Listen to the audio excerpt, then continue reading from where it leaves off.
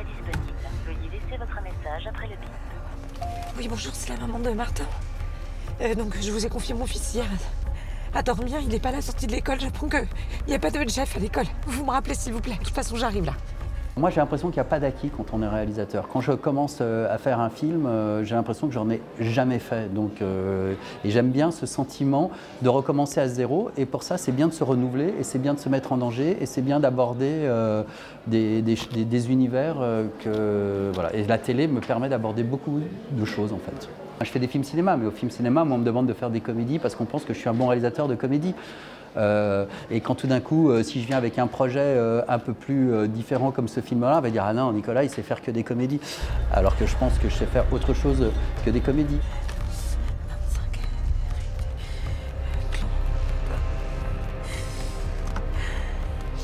Adresse inconnue. Entrez une autre destination. Oh putain. Adresse inconnue. Entrez une autre destination. C'est un rôle qui a fait très peur à beaucoup d'actrices. Je n'arrive pas à le comprendre. Parce que moi, c'est ce que j'aime. J'aime être challengée. J'aime quand ça me semble impossible, quand ça me semble vraiment...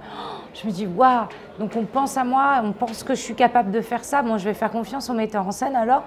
Parce que, waouh! Et moi, quand je suis là, quand je suis à cet endroit-là, c'est là vraiment que le désir naît. J'aime quand c'est pas acquis, j'aime quand c'est pas facile, j'aime quand c'est nouveau. Et pour moi, un rôle comme ça, enfin, c'est pour ça que je fais ce métier. C'est pour des rôles comme ceux-là que je fais ce métier. Qu'est-ce que tu fais là? C'est ta forêt de lumière, c'est ça? Maman, Oui? Quoi? Tu veux me parler? Dis-moi, chérie. pourquoi tu... L'enquête avance et des choses sont révélées et comme les révélations vont d'un coup d'un seul colorer le personnage.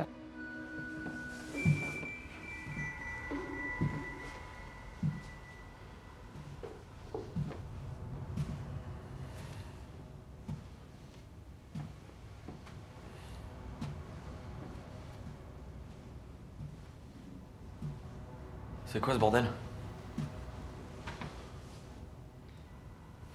Un piège à gamin.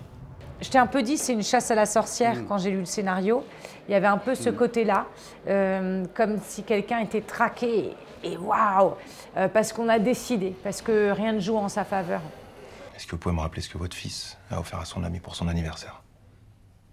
Le drapeau canadien, pourquoi? Comme celui-là. Oui, exactement. Vient d'où cette photo? Et cette maison, ça vous dit quelque chose? Pourquoi vous me demandez ça? Est-ce qu'il y a des gens autour de vous qui vous voudraient du mal? Vous me faites peur, non? Non, je crois pas. J'espère pas.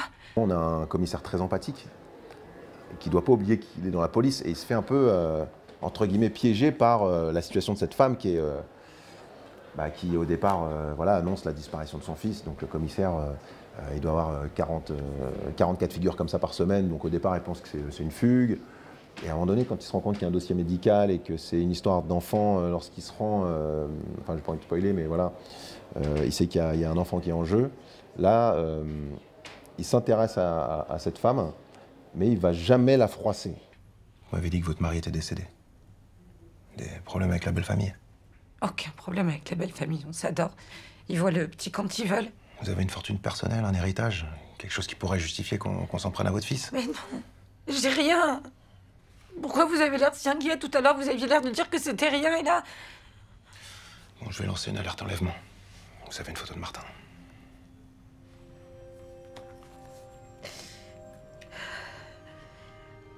Il va constamment aller dans le sens de ses émotions. Il se dit attention, elle a fait de la psychiatrie, donc il ne faut pas la brusquer. Mais si je la brusque, je risque de perdre des informations. On est constamment sur des œufs. Si je vais trop dans l'empathie, je ne vais jamais aboutir à ce que je veux. Donc il faut recadrer. Tout ça, ça se jouait vraiment dans le regard, dans l'attitude et dans... C'était vraiment... Enfin, le texte était vraiment là pour nous mettre sur le rail, de faire comprendre ce qui se passait.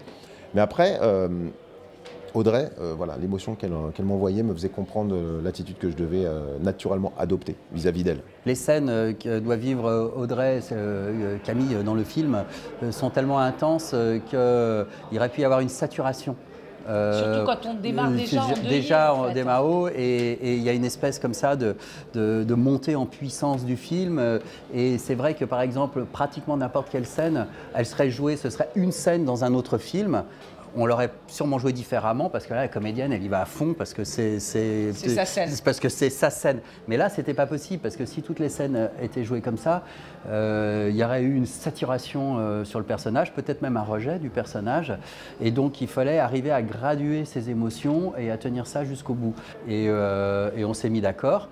Donc moi je ne savais pas exactement, j'avais besoin de différentes prises pour... je pensais que ce travail devait se faire aussi au montage. Enfin il fallait qu'il soit... Il y avait des scènes où j'avais comme une certitude de la manière dont elles devaient être jouées, mais j'avais besoin aussi de cette matière pour pouvoir doser ça au montage. Vous foutez de ma gueule? Qu'est-ce que vous avez contre moi? Donc après l'assistance sociale, maintenant vous m'envoyez une voiture pour me surveiller? Faut pas me prendre pour une conne d'Elsa.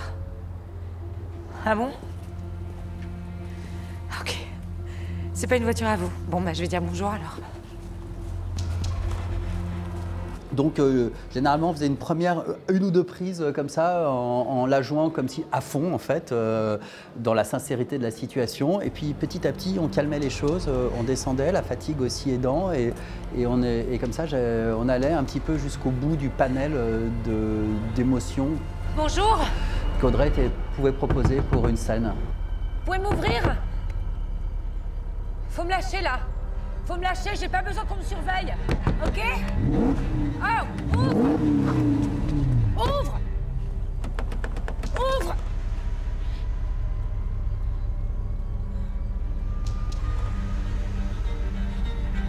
Ouvre la porte! Technique connard! Ouvre! Je te laisserai pas partir, ouvre-moi! Et pour moi, c'est génial parce que je savais que les 3/4 de ce qu'on tournait seraient jetés, vu qu'il fallait bien un parti pris en fait sur la séquence. Je savais exactement ce à quoi il était confronté, cette histoire de dosage, et aussi, voilà, qui est cette femme, donc, et qu'est-ce qu'on a envie que le spectateur croit à ce moment-là. Donc, du coup, c'était super ludique. Il était posté là, juste devant. Il me surveillait depuis je sais pas combien de temps. Écoutez, cette voiture pouvait être là pour 1000 raisons et conduite par n'importe qui. Mais je vous ai dit qu'il a failli m'écraser. Demandez à tout le voisinage, ils étaient là, ils ont vu. C'est sûr que là, vous n'êtes pas passé inaperçu. Vous me croyez pas. Vous me croyez pas, je vois bien que vous me croyez pas. Fatigué, Camille, c'est pas ce que je dis. Le premier jour, j'arrive avec une pression sur une échelle de 1 à 10, je suis à 12, tu vois. Donc je me dis, Nicolas, ça va tourner quand même, c'est du drame, c'est un polar, c'est thriller, comment il veut mon commissaire? Mais en vérité, dès l'instant où on sait que vous êtes dans un commissariat et qu'on dit que vous êtes commissaire, inutile de forcer le trait puisque vous êtes tout simplement humain. Voilà. Il n'y a pas de commissaire, sinon ça s'appelle la caricature et on arrive tout de suite dans une attitude qui n'existe pas en réalité. J'avais envie de ce rôle un petit peu consistant, j'avais envie un petit peu de sortir des sentiers battus et me mettre un peu en danger. Parce que c'est vrai que quand il ne s'agit pas de comédie, eh bien le rôle est beaucoup plus consistant, on laisse beaucoup plus longtemps la caméra, on laisse vivre les émotions et c'est ce à quoi j'aspirais. Il m'a dit je peux le reprendre quand je veux.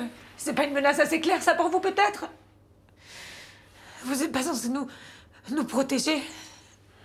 Bon, je vais faire mettre un véhicule de surveillance pour la nuit devant chez vous. Ça va? Mais par contre, cette fois-ci, ça sera bien une voiture de flic, vous me la défoncez pas. Ok? Juste pour la nuit. Je fais ce que je peux, Camille. Pour me croire. Non, pour vous aider, et avec les moyens que j'ai. Quand on envoie autant d'énergie en émotion aussi grave, parce que c'est une situation qui est très grave, on est obligé de s'impliquer, on est obligé de rentrer. On ne peut pas faire semblant d'être empathique d'une femme qui vit ce qu'elle est en train de vivre dans ce film, dans cette histoire. Donc, on est à fond. Audrey, déjà, c'est une excellente réalisatrice. Elle a fait des registres complètement opposés, différents. Et elle a surtout un cœur comme ça. Et alors, quand je dis que c'est le baromètre des émotions de tous les comédiens qu'il y avait autour d'elle sur ce film-là, c'est qu'en fait, elle est derrière la caméra, c'est-à-dire quand on fait un chant contre chant, quand on filme un chant contre chant, quand elle n'est plus à l'image, elle vous donne autant d'émotions que quand elle est à l'image.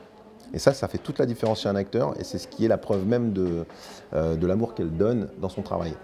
Et je peux vous dire qu'elle a pleuré derrière la caméra, hors caméra, et je lui dis non mais arrête un petit peu, Elle me fait non, il faut que je t'envoie la même émotion que lorsque je suis à l'image pour qu'on ressente dans ton regard la même chose que tu m'as donnée quand je pleurais face à toi, quand j'étais à l'image.